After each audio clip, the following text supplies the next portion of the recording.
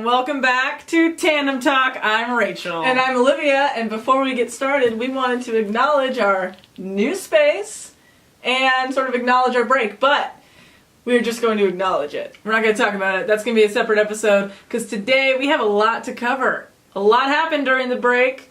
Cut my hair off, got new tattoos. True. Yeah, we got new tattoos, we got different hair. Maybe the most important thing that happened during the break was that we finally got to see Rhett and Link live. You can see that we're sporting our Rhett and Link merch. We got the Book of Mythicality.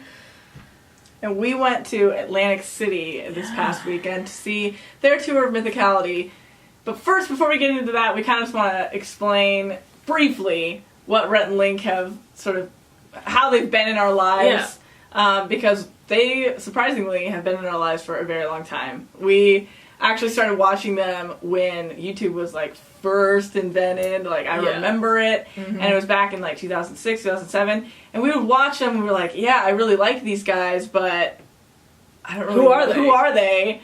We didn't really know their names, but there was this one video that they did when we were maybe in late elementary, early middle school. Yeah, it was way after, like, it's 2010. Yeah. Like something, epic rap battle, Rhett versus Link. And I remember every time we went on the computer at that time, we would watch this video at some point. We were obsessed with it. We learned every word. There was something about it that we were like, this is cool. I really like this. Well, cool isn't the word I would use to describe it. But it was, we just loved it. So anyway, and then we kind of stopped watching YouTube altogether. So therefore, them being on YouTube as their main platform, we kind of stopped watching Rhett and Link. And it wasn't until last year, when we were living in Spokane, they showed up. I was just scrolling through my phone one day and I saw a video from them and I was like, oh my gosh, is that Rhett and Link? Like, I can't believe they're still doing stuff. It's been like, 12 years, something like that, since they just started on YouTube. And I was like, Rachel, look at this. Do you know who this is? This is Rhett and Link. Yeah, and we started watching Great Mythical Morning and all their videos since that video that we watched, and the rest is history. We're hooked. We're dedicated fans. Yeah. Fast forward, they announce the last leg of their tour of Mythicality that they were going to do only in the East Coast, based off of the book that they released. We obviously bought, obviously read, obviously loved it. Mm-hmm. Book of Mythicality. We had just missed the dates for Seattle. Yeah, they came to Seattle, but it was before this sort of rebirthing of them in our lives, so we had missed it and we were like, dang. Yeah. We missed it. But then they just kind of randomly were like, we're going to three locations on the East Coast. Only on the East Coast. Canada, Atlantic City, and Connecticut. Somewhere in Connecticut. And so we're like, let's go to Atlantic City. We can make this a double whammy. New Jersey, we've been there before. So we decide not only to buy tickets, fly across the country, and see the show, we're like, we have to be VIP, and we have to get meet and greet and sit up close and make the most out of this experience that we have. So that's exactly what we did. We bought the tickets and like months in advance, and then the day comes that we're flying across, and we stay at Caesar's Palace. That's where the show was going on, and we can talk about everything that happened with our first time gambling and everything. The whole casino vibe. Everything. Yeah, later. But this one is just dedicated to our extremely unique and special experience that we got with Rhett and Link and with the show. It was. So these are the VIP badges that you get. Yeah. I thought they were really cool looking. They're like little circles and they got the Mythicality on it. But like, so right off the bat you're like, oh, this is kind of cool, whatever. So we get into the arena. It's not arena.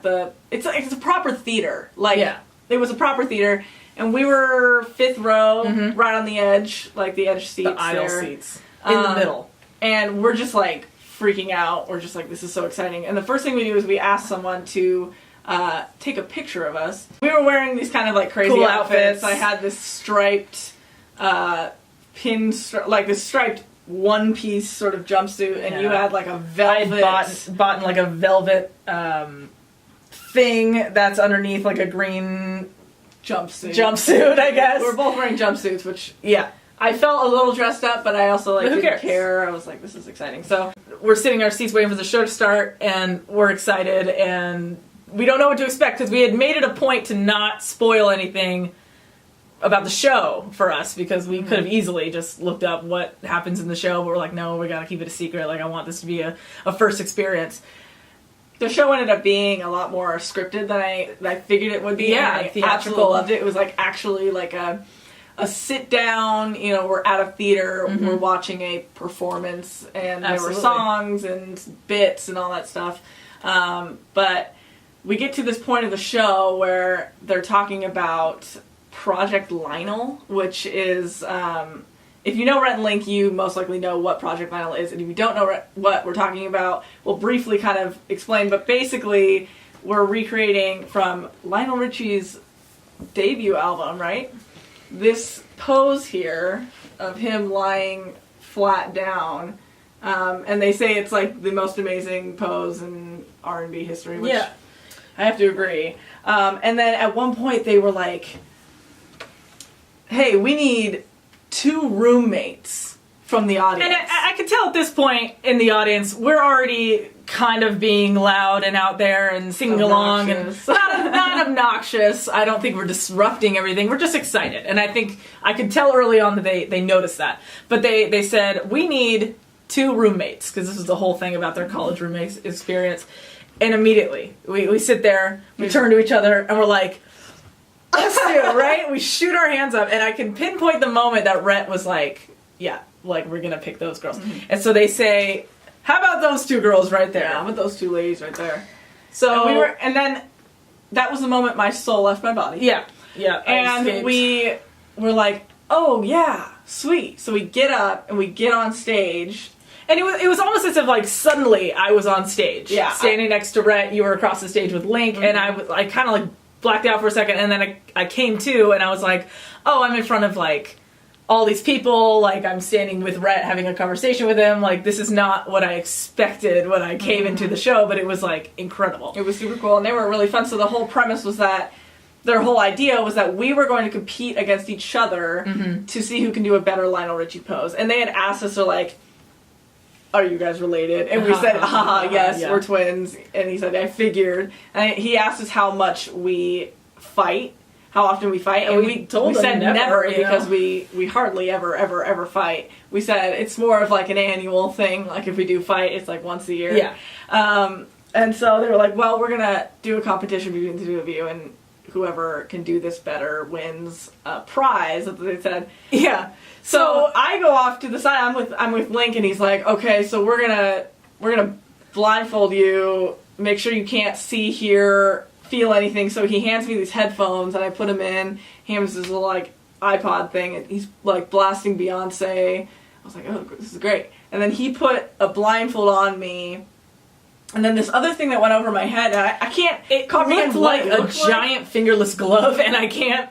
That's the only way I can describe it. It was sort of like a kidnap. I was like, it was weird. I'm like completely covered right now, like from my head, and it was kind of squishy. But I genuinely could not hear what was going on. He was kind of guiding me around, so that's how I was kind of moving around.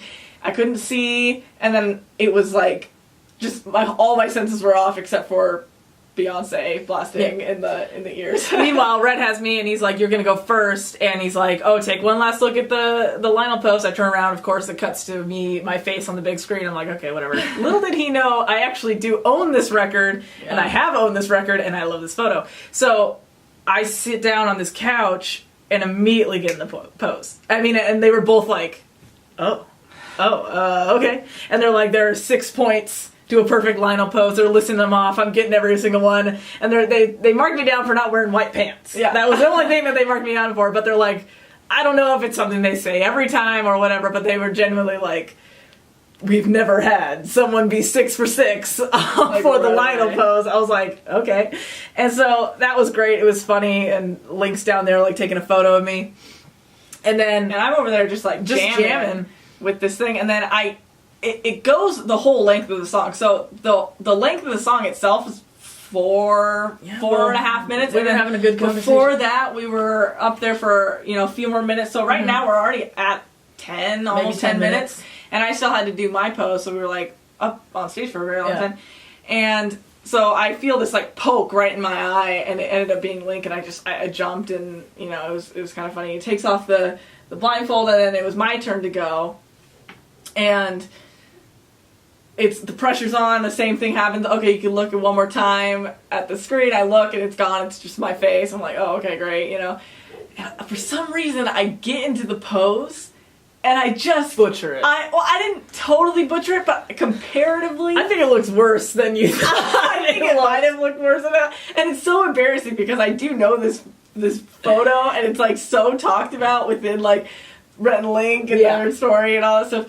And I was like crossing my ankles. I did do the thumb and I had the elbow, but it ended up, the four of us were just laughing so hard on stage just of how bad I had like butchered it. And it was just, and more of that went on. I wasn't allowed to adjust, and Rachel had to come up with a name for what I was doing, and she just said about to lie down. Like I don't really know how to describe it. Yeah, and so eventually, point is, they established that Rachel won the contest, and they got us up, and they brought us up front, and I was like, I was already so baffled about everything that was happening. We weren't showing that. We were very calm. We were just having fun playing on stage. But in my mind, I was like, this is strange. Like this is like what I didn't think I was going to be right here. So I just felt compelled to like. We walked up to the front of the stage. It's you and I, and they're on the sides of us, and I just like. Make us all bow, and I don't really know, like, great job, you guys. Yeah, all right. But, and then eventually they're like, okay, the prize, you know, like, Rachel, you won the contest, so we're going to give you this signed hat. I don't know if you can see that. Yeah, you can kind of see it right there. See it? Signed hat, but then hat, Rhett said, he was like, to avoid any further arguments, we're going to also give you a signed hat. So we both have these signed hats from Rhett and Link. I can only wear it backwards because the style of hat looks really bad on very bad on me. So, and then it was time for us to sit down, and we had sat down and just kind of looked at each other and realized, like, okay, that was like 15 minutes of their show. Yeah. Of their, like, hour-long show. Maybe hour and a half. Yeah. And I was like, that's really special. Yeah. And we're the only two people on stage. And I felt this complete satisfaction. It was like, because we were so nervous, like we had invested all this money and time and energy into flying across the country and getting VIP. And I remember saying before the show started, we were in our hotel room, and I was like, man, I really hope this is everything that I want it to be. And I remember sitting back down after we were on stage, and I was like, okay, like, that just happened. That was everything and more that I could even imagine, because I didn't even know that was going to be a segment in the show. And we still have the meet and greet after the show. So the rest of the show goes on. It's incredible. It's funny. It's kind of moving. I mean, at parts, and like everyone around is enjoying it. They're all enjoying it, and it's just really fun. And then so they say, okay, we have a little Q&A with them, and then afterwards, a security guard's like, okay, if you have VIP, if you have the green badges, you just stay in your seats. They're gonna come back, and we'll do the meet and greet afterwards. So we stay in our seats. And right as, like, the show is over, we have a bunch of people coming up to us being like, hey, great job up there. Yeah, like, I thought that was that scripted? Yeah, that was a lot of one things person thought it was scripted. We were standing in line, we were standing next to really cool people, sort of just talking about, like, oh my gosh, you guys were on stage, and we're like, I know! Like, this is insane. But we were kind of calm throughout the whole thing. We were surprisingly calm. I remember being surprisingly calm. I didn't want to seem like... a crazy fan or anything like that. And then we get up to our turn for the meet and greet. And we're in the sort of the back of the line. Yeah, and beforehand, we're going to jump back a little bit. Beforehand, we had drawn these portraits of them after we knew we were going to be at the show and have the opportunity to meet them. We had Instagrammed them on our personal Instagrams, and the owner of the Rhett and Link community, which is a big deal if you know what I'm talking about, Rhett and Link Community's Instagram account commented on my photo and said, hey, this is so awesome, do you mind if I repost this on the, and yours too. Mine too. Do you mind if we repost these to our Twitter account? Right. And I was like, of course, yes, but here's my Twitter, name, handle, and everything. And then a couple days goes by, and eventually I get this note on my phone while I'm at work, and it's Link. He had seen the tweet with my drawing, and he replied, and he just said, so much talent, Olivia. That's what he said. Fast forward to the meet and greet. We walk up, and first thing they do, they shake our hands or whatever, but then they kind of pull us closer a little bit, and they're like, hey, listen, like, thank you for being so great up there. Like, thanking us for being so entertaining. And I was just like, you guys, like, why are you thanking us for being entertaining? Like, we're here to see you. But that was kind of a cool moment. But they were like genuinely like grateful for what we did up there. Not to toot my own horn, but to toot my own horn. Like we were actually making the audience laugh, and I feel like the four of us had a good like dynamic because there was four of us, and it just happened to be us who were together all the time. We were like BFFs, and and then them who obviously their whole branding is the fact that they're best friends and all that stuff. So, but they were just like, "Hey guys, like that was super really cool. awesome. Thank you so much." All that stuff. We were like, "Oh my gosh!" So then we gave them the drawings. We're like, "So we have these for gift for you, and we were sort of talking about it. They were obviously like, so grateful and thanking us and impressed by them. And then Link was like, "You posted this online, right?" And I was like, "Okay, yeah." I didn't want to say anything, but yeah, you saw this on Twitter, and that was really cool. And then Rhett looks, and he's looking at both of them. He's like, "Oh yeah, I have seen this," which is weird because he didn't acknowledge any of my tweets or Instagram or anything. But I was like, "That's cool that you actually see it." So like they had both seen the drawings online prior, and they were like, "That's so cool. What are the odds?" So we're like, "Yeah, it's us." Yeah. And then we take a photo. The last thing they said to us was, "Keep up the creative work and always work together." And I'm like, "Wow, man, that's great. So awesome okay." for them to say. So it was just we have to mention. I mean, we didn't show anyone in line our drawings, and one of the coolest moments for us personally was we're facing them, we're giving them the drawings, and then we go to turn and pose, and they wanted to pose with the drawings, and the second we turn around and pose with the drawings, this whole sea of people behind the cameraman is just like, whoa, look at those drawings. And I was like, yeah, it was such a flattering, humbling. Like I wouldn't say humbling because it really was the opposite of humbling. It was the opposite of humbling. It was so flattering. Yeah. The whole thing, people coming up to us saying we did such a great job. Rhett and Link saying we did such a good job, even though we were there to see them. Yeah. The fact that it was by luck, but the fact that we were chosen and had the opportunity to be on stage with them. People reacting to our drawings, Rhett and Link reacting to our drawings. We had a cop later find us in the casino and shake our hand because of our drawings and our performance. And we're like, stop! Who are you? This is so random. The point is, it was one of the best nights, and to be able to have that sort of experience and kind of connection with these two people who have so far been a huge inspiration for us lately, and like. To travel all that way, and they didn't even know that we traveled all that way. I didn't feel the need to tell them that we had gone from the West Coast, but I'm just like knowing that like it was all worth it. And if I take anything away from it, it's just, and if I can give anything back to you, it's just don't be ashamed of what you're into. Be passionate and be all in, and if you're inspired by something or someone.